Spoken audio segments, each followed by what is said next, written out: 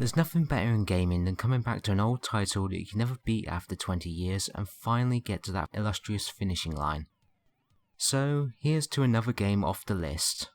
Only a few thousand left to go before I die.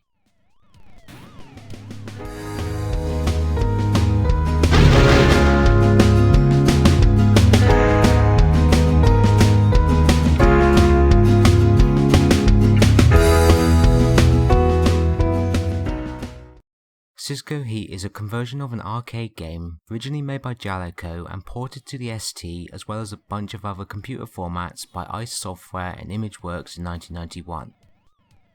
The game takes place during the annual police race where you have to drive through the streets of San Francisco to reach the end before the timer runs out, whilst avoiding the local populace along the way over 5 stages.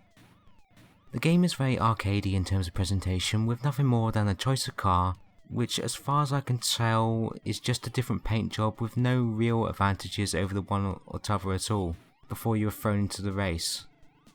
Well, technically one car does go slightly faster, and I know for a fact that the arcade original has one car which is fast and the other car which is better at cornering, but I don't see much of a difference in the ST version. This is my opinion anyway.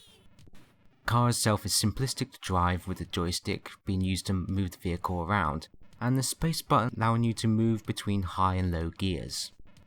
Developers have seemed to have mapped the joystick up with the speeding up of the vehicle. I personally would have preferred to use the fire button for this, as you constantly need to be pressing up to get to the end, whilst the fire button is used to honk the horn. Turning corners is a problem, as they were in the arcade original. Given that there are sharp turns, you'll more often than not have to collide with another road user or crash into the side of the road due to the extreme 90-degree turn the game suddenly makes. Often it is random luck whether you hit another road user, as there's very little way you can actually be able to see where you're going in order to avoid everybody. But as I say, it's not actually a real problem with this port, it's more with the arcade game itself. For some reason Jaleco thought that would be a good idea, but visually the game does not look as smooth or as visually appealing as the arcade original, but overall I feel that the developers have done a good job in replicating the feel for the home port. The sprites have a fair amount of detail to them and the game runs at a fair whack of speed. Now, as I said, this was originally an arcade game, and the usual idea of an arcade game is to make it super difficult so that people will be inclined to put more coins into the machine. As a result, Cisco Heat for the ST is very demanding to complete. For a long time I only managed to ever get to the second stage, because it seems that if you make more than 3 mistakes in the first stage, which is entirely possible given the amount of traffic on the road, you will not make it to the end within the time frame. It is really evil on the amount of time it gives you, and worse, it puts you back to the start of the first stage if you run out the 3 continues. My major problem here is the traffic on the road.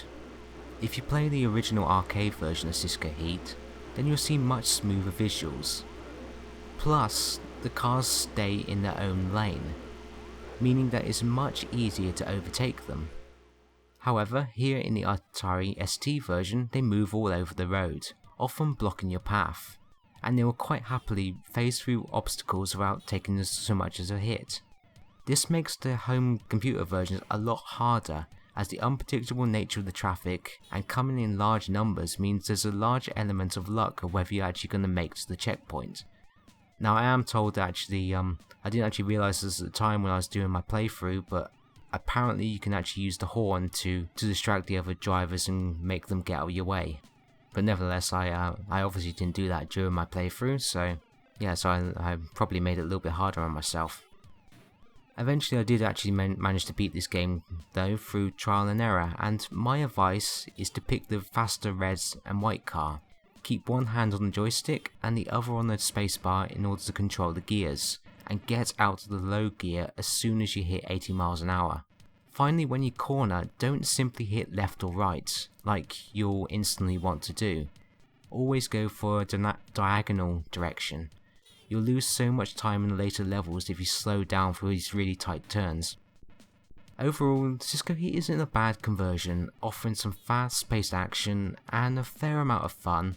However, there are certainly better races on the Atari ST. But nevertheless, let's get on with the playthrough, and so this is my full playthrough from start to finish of Cisco Heat. So if you want to see the ending, just skip right to the end of the video. If you like this video, then feel free to subscribe, otherwise like the video below.